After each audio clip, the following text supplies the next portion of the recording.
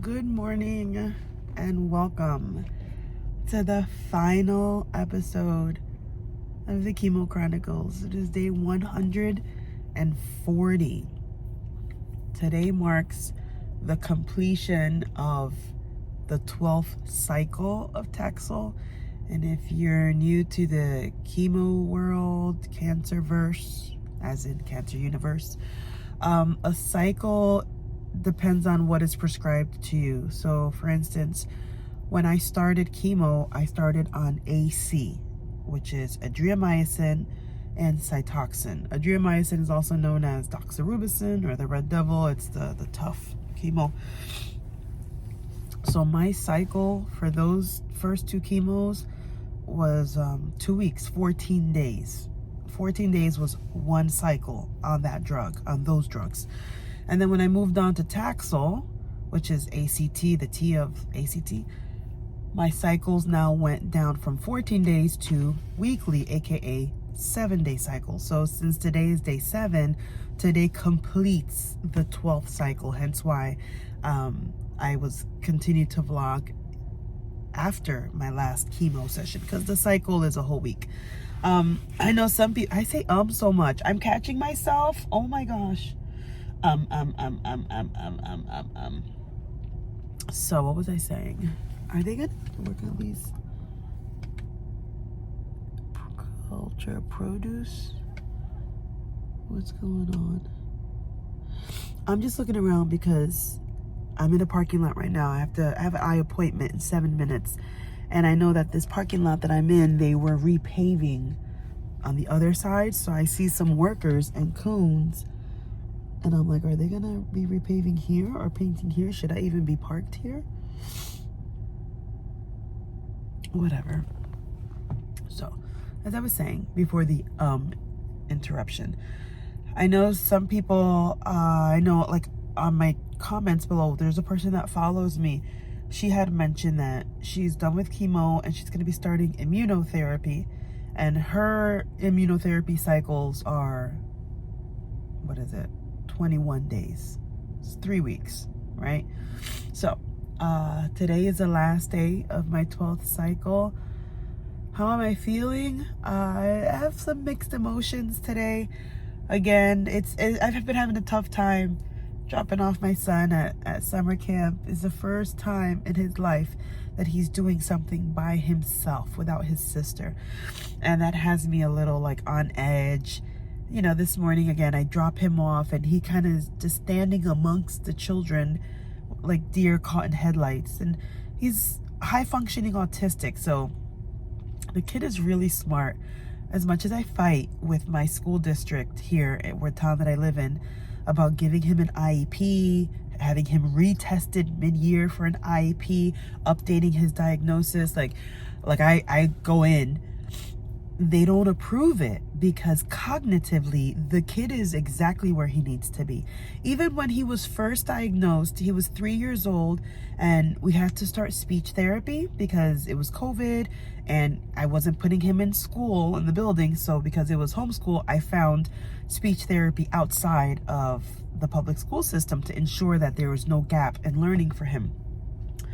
So I remember when he was being tested for speech therapy, the therapist, she was like, oh my goodness, she says he keeps going and going and going, and those testing things usually, like, the kid has to get like 4 wrong in a category, and then once he gets the 4th one wrong, they stop, and that's where they diagnose. They're like, okay, this is where he had trouble, this is where the testing tool stops.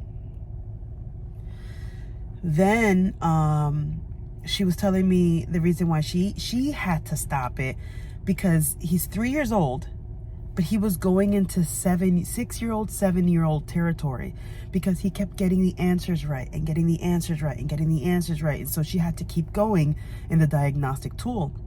And when she got to like age 7, at that point, that's 4 years ahead of where he's supposed to be, she automatically just stopped it as the provider. And so that just goes to show, like, the kid is real bright, but socially he's awkward. And so seeing him in social settings, it breaks my heart sometimes because he kind of just doesn't know what to do. but he's doing better. He's excited. He always wants to go to camp, so I take him. And I know this is gonna be very helpful for him. But okay, it is 10:16 in the morning.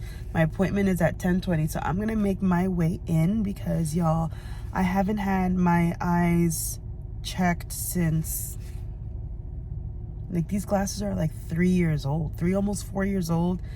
And I had mentioned on the Chemo Chronicles that I felt like my vision was a little off. I don't know if it's due to the chemo or it's just due to me not having my eyes checked in like 3 or 4 years. But regardless, it's time to get my eyes checked because I need to see and I need new glasses. So let's go do that. And then we have therapy, physical therapy today. Hopefully I'll do well with that because last week physical therapy really knocked me out. So we'll see how I do this week. I got my keys. Let me get my water. Coffee can stay here because I'm not going to drink coffee in there. All right, let me go in and get my eyes checked because it is that time.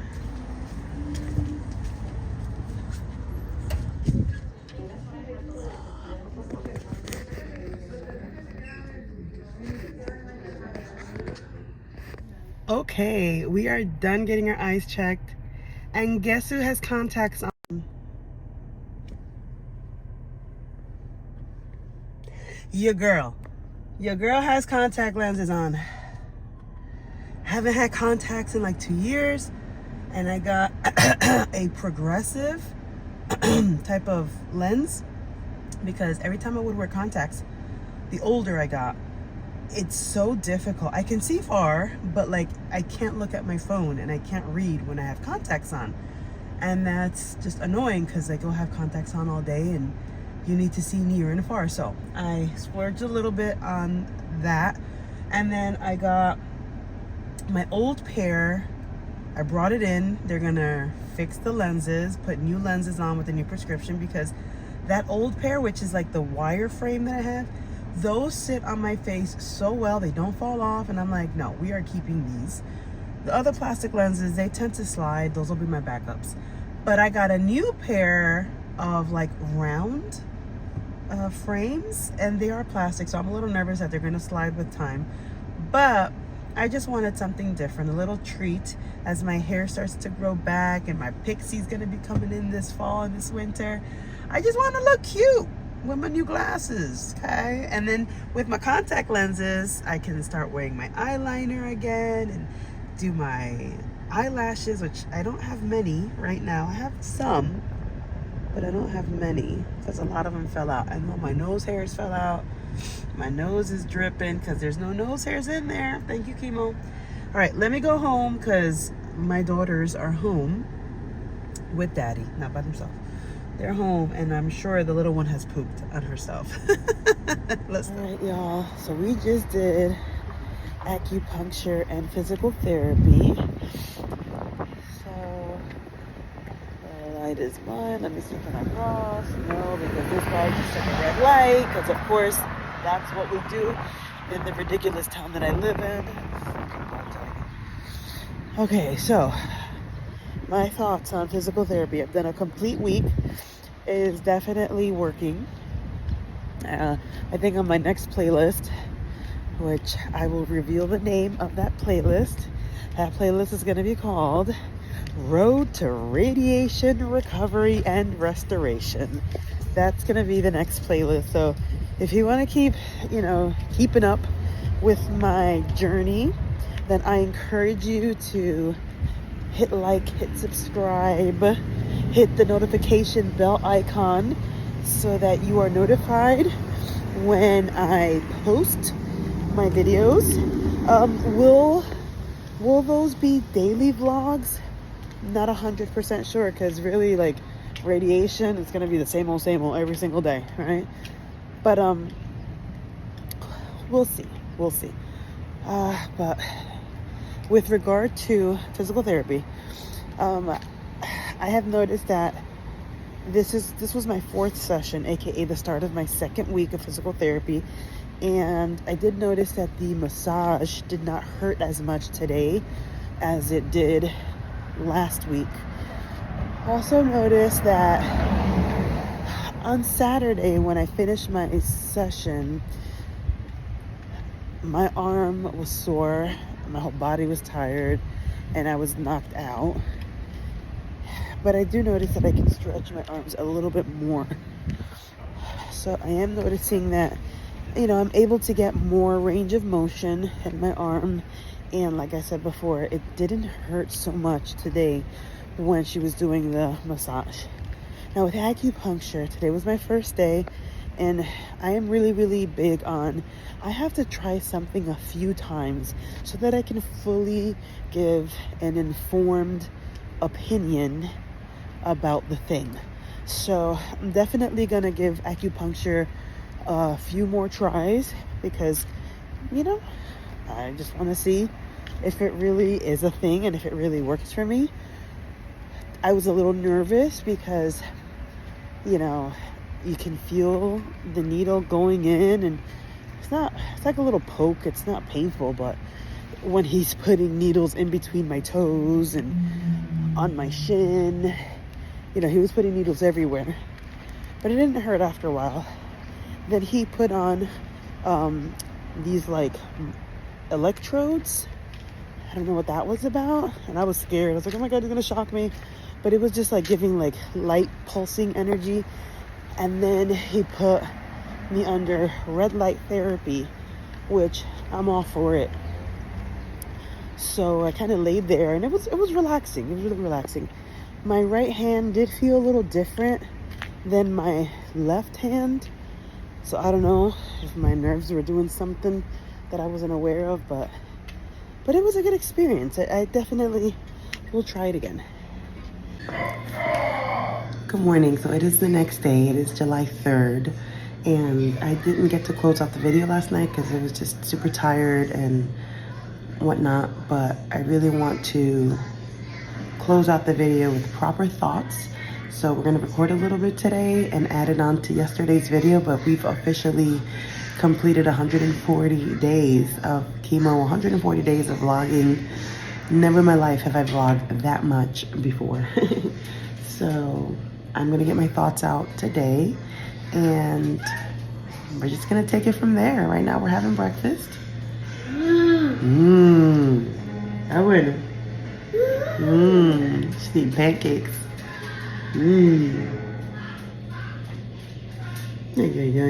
She's in the same outfit as yesterday, child. Okay, we struggling. I'm having green tea with ginger, and I'm having a brownie from the health program that I am on and off on. I am on and off on. Does that make sense? On whatever. But I'm not fully doing the program. If you're interested, the program is called Optavia 5-in-1. I'm not fully doing the program, but I'm doing some of the fuelings right now to kind of help me curb my sweets. So if I'm gonna have a sweet, instead of buying a donut like I did yesterday because I gave into my feelings, then I'll just have a brownie that has, protein in it, has reduced calories, and, has artificial sweetening in it. And I know people have issues with artificial sweeteners. If one thing ain't gonna kill you, something else is gonna kill you, okay? So we're okay with a little bit of artificial sweeteners in my life, okay?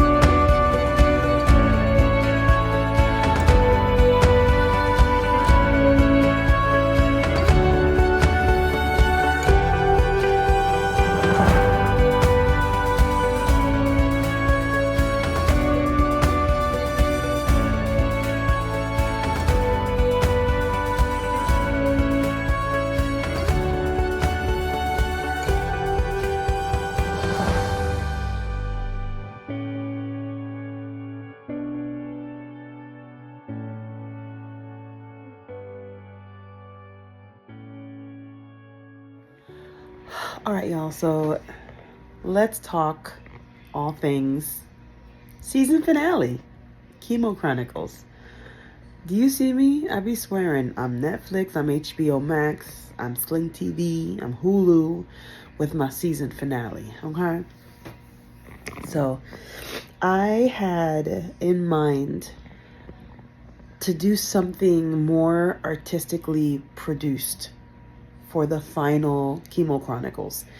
I wanted to do like a podcast type setup with my sister to kind of just pick her brain on what the process was like for her, being on the outside, watching in, and being someone that attended every single one of my chemo sessions. The last one she didn't attend because she went like at the end with my family to celebrate, but she sat for every single session.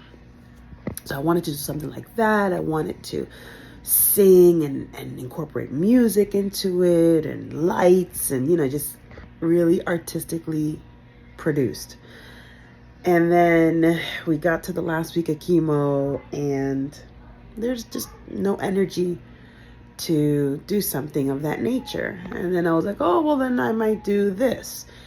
And then again, didn't have the energy. Oh, I might do that. Oh, don't have the logistics. So it was a tall tale lesson on what cancer has been and continues to be. It is an interruption. It really is. It is an interruption to my life. It is an interruption to my thought process. It is an interruption to most things artistic. I was going to say all things artistic, but I think that cancer in a way has kind of like lit up a little bit of a fire under me with regard to wanting to be more artistic and more creative. So in a sense, that has been a positive. But it really is an interruption, you know, like when you get that diagnosis, you start living at a cancer center, you start getting to know the people that you got to see every day or every week, whatever your treatment schedule is like. And all of the things that you had planned that you wanted to do, you have to put them on the back burner. You don't have to completely say, I can never do this again, but you definitely have to put things on the back burner and you have to pivot and shift. And those have been life lessons that I've been learning on this journey. As much as I see things in my mind a certain kind of way, my reality says otherwise. And I guess at the beginning of this whole situation, like that would have like really pissed me off. Okay. Yes, I said pissed. Okay. I remember being a 14-year-old ninth grader and my freshman year English teacher, Mrs. U. We're just going to call her Mrs. U. Her last name started with the letter U. She was so like, that's a bad word. And I'm like, piss is a bad word? I don't know. So she gave me detention. The only after school detention I ever got in high school from Mrs. U, because I said pissed off. Whatever. So yeah, those shifts and those pivots at the beginning of this journey would have pissed me off. And they do, to an extent, still at this point, upset me a little bit, but they don't wreak havoc on my entire life.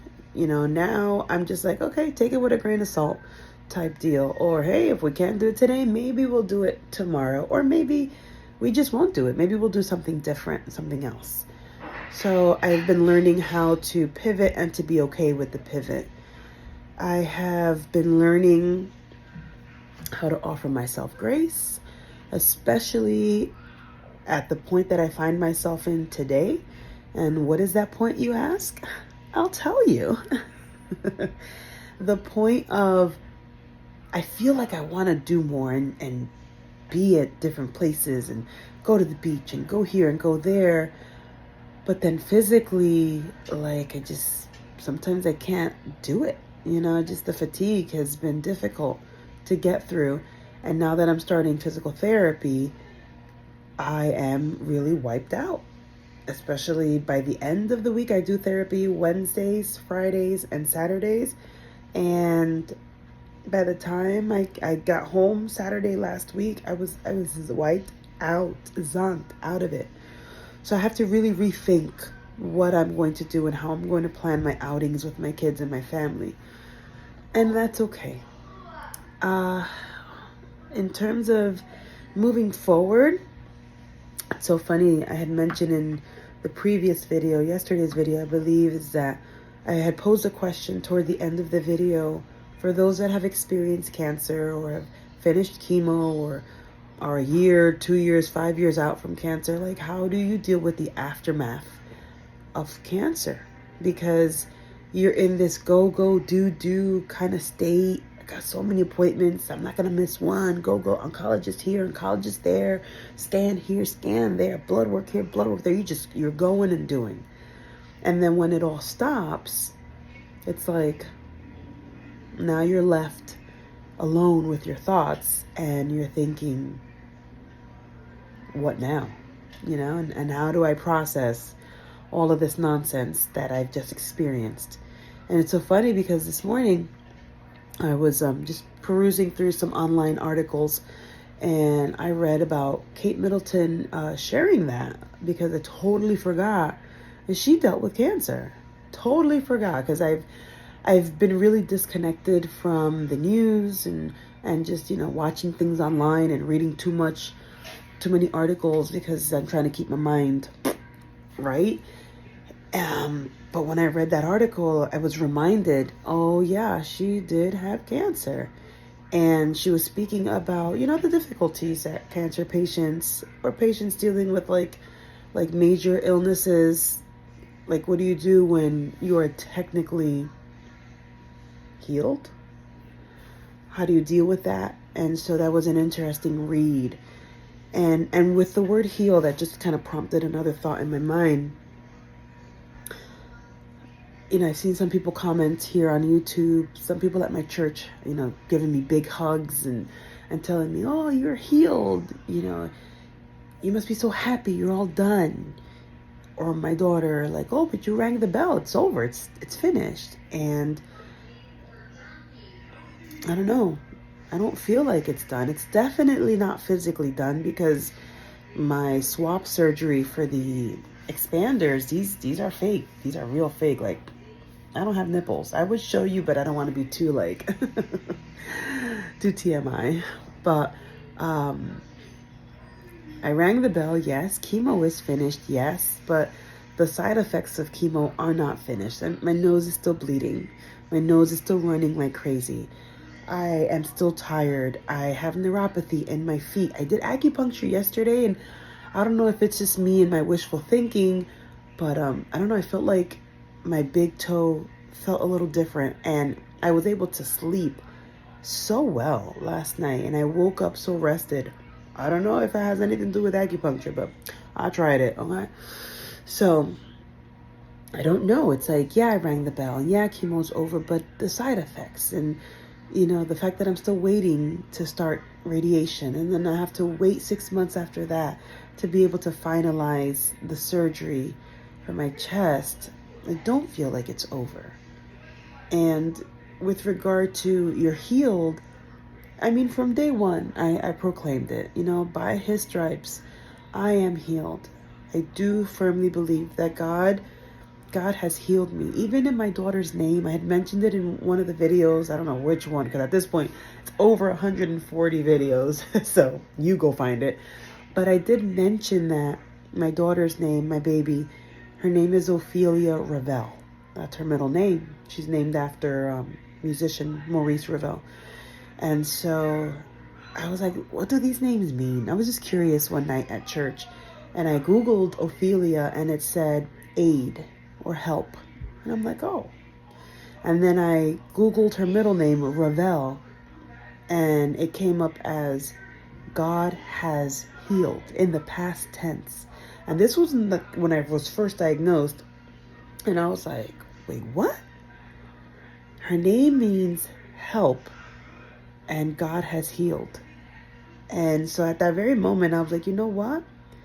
God is helping me, and God has already healed me. So I knew, like, in my spirit, I know that God has healed me. But then there's that, human side, that scientific side. When will I know? How will I know? What tests will tell me that I'm healed? What does remission mean? What does no evidence of disease mean? What does recurrence mean? Will it come back? What are my chances of it coming back? I'm just being honest, and this is my human mind thinking. And even in the Bible, I forgot where it is, but there's a verse where, I don't know if it was a disciple, I gotta find it, where it says that, like, I believe, and then within the same breath it says, help me with my unbelief. I gotta find it. And when I find that, I'll put it here in the description, or in like the lower part of this screen. But it's that concept of, I do believe in God. I do believe that he has healed me, but God, help me navigate this unbelief, this human side of, I know you're working, I know you're sustaining me, I know you're healing me, but help my physical body and my physical brain catch up to my spirit. I guess that's what I'm trying to say. So this is not as artistically produced as I wanted it to be, but it's raw and honest. And if anyone is going through cancer, or knows someone that's about to embark on this, or is in the middle of it, or is a year out from this, share my playlist with them. Who knows? Maybe something I said or something I do makes them laugh or gives them hope. Or maybe it's just a reminder to them, like, hey, this bald chick